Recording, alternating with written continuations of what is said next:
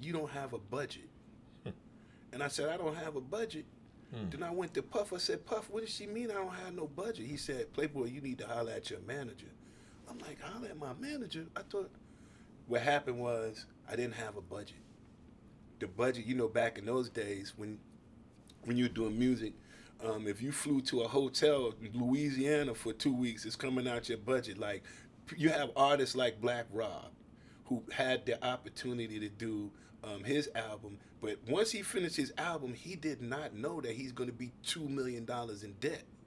So in order for me to get royalty checks, first I'm gonna have to recoup $2 million or whatever the amount of that recording budget was. So I would always get royalty checks because I never had an album like that. So I still did the Godzilla. I get royalty checks. I say, Rob, you didn't get your check? He said, what check? I said, you get a check. He said, I ain't get no check. He got not one royalty check. G Dep didn't know that about these checks. Like what happens, it was EMI. EMI was the parent. Puff used to get they'll draw from EMI handles whatever administration. Puff had Janice Combs, so EMI would send the money to Janice Combs Publishing. Then in return, Janice Combs would look at see how much you got to recoup, and then give you your check from there. Mm. So I was like, EMI is giving you, because he was handling the administration. I said, I don't want him handling my administration. I handle my own administration. And from now on, when my check comes, I want my check to come straight from y'all and direct deposit into my bank. I do not want y'all giving my money to him and then he gives me money, because I don't like the way that goes. How did he receive that? The check? No. How did he receive that message? Oh, one time he was like, because this is how I was on him. I didn't play with him. And recently, when he gave everybody the publishing back, and he called and he said, Mark, I just want you to be one of the first people to know I'm giving your publishing back. I was like, wow. I said, well, how about this?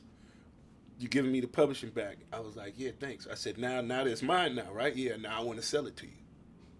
I want to sell it to you. I said, don't even give it to me now. You just keep it and just give me some money. Now I want you to do what you feel you, and I already know you know what to do. I was like, yeah, go sell it. I was selling everybody's publishing. Like, that's one thing about me. I learned so much about the industry. I knew the Indians in California with the royalty network, and I have a friendship with them. I could call and say, hey, man, this person right here, can you get him 10 years worth of his money up front, or 4 or 5 years worth of his money? He wants to get a loan against his publishing stream, because it wasn't a such thing as a bank that would actually finance, or even, you'd be like, well, you have any assets? You'd be like, yeah, I wrote Godzilla. They'd be like, we can't give you no money off of that. We need something else. You ain't got no property? I said, well, I got Godzilla. To me, that's property. That's something big. Nobody would finance anything like that. So I found one company a long time ago. They would finance and help you get money off of your music. So when I knew that, every time I met an artist that was going through things, I would say, listen, I can help you get some money. But the money that I'm going to get you, you're going to have to be very careful and real wise on how you spend it, because once you take this money, you're not going to make money for another 4 years. So they're going to give you 4 years of your money up front. But if you go buy a Bentley and a house, and then whatever else that you think that you want to get, go buy it. People would be like, oh, I'm going to go buy new studio equipment. I'd be like, why would you take money to go buy more studio equipment? Take your money and invest it in something else that makes more money. That's when we start getting smart. You'd be like, before I spend this money, let me go at least make some more money off of it right quick, and then I'll go spend what I made off of it, but I'm going to still keep my solid bulk of money, right? Yeah, so, man, your interactions with him after letting him know about your publishing. Oh, he didn't like that. So he didn't like that. How did he begin to handle you from that point moving forward? He knew I was smart. He was like, yo, I was like, man, I'm not waiting. I don't have to wait. I was like, I'm handling my own administration, and I can call EMI and let them know this is how I want to do my business moving forward. It was easy. I have my split sheet. I'm like, what do you mean? I have the split sheet right here that says that I own a certain percentage of this song right here. And since I own a certain percentage of this song right here, you have a deal with him to administer his publishing. I don't want him administering mine. The name of my publishing was Me Again Music. right? Because I had a son, me again. I was giving my publishing to him, so that was it. That's mine. Wow. That's mine.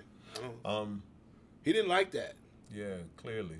Because You were there when Big got killed. when Big got killed, I was in Los Angeles. I was there.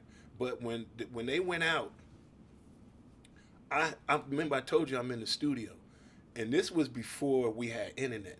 And another thing, Puff is just exactly what the internet is today. He was a person that had people that had emails, and they had relationships with radio. They had a radio person. They had a B market radio person, marketing promotion. So that's what it was. There was no internet.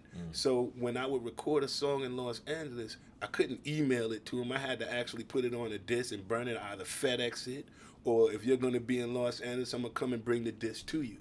So when they came down to, for that award, I was in the studio trying to complete the projects that I was working on so I can give him the CD to go back to New York with. I hung out with him one night. One night I hung out with him. We went to a club, I think it was Bar One in Los Angeles. We went out. I met, hung out Carl Thomas. This is like when I really was meeting him. I met Carl Thomas. We took pictures. And then Biggie was there. And then, so I went back home to the studio. And then the next morning, crazy. The person who I was working at the time at the studio, his name was D1. And the police went and raided his house and took the pictures that he took with Biggie the night before Biggie had got killed. Right? I was there. But I didn't go out that night. And it was just like a tragic moment. But yeah, I was there. Man, I know that you had a close relationship with Black Rob. Very. And you were there when he passed. I was holding his hand. He died holding my hand. Right. In Atlanta. Right. So, just understanding what you said about Black Rob, the publishing, and so many other artists' stories. I don't want to interrupt you, but when you say things like this, some things come to me. With Black Rob, remember I told you he didn't know about getting his publishing check. So what happened was Black Rob was in child support. So it was one girl. He had three child support cases. One of them was like 300 and something thousand. One of them was like 50,000, and then one of them was 2 million, or it was millions, an astronomical amount of dollars, $1 million or something like that. And it was one baby mama that was taking him to court for that. So he never was getting his money. He never was getting publishing. So to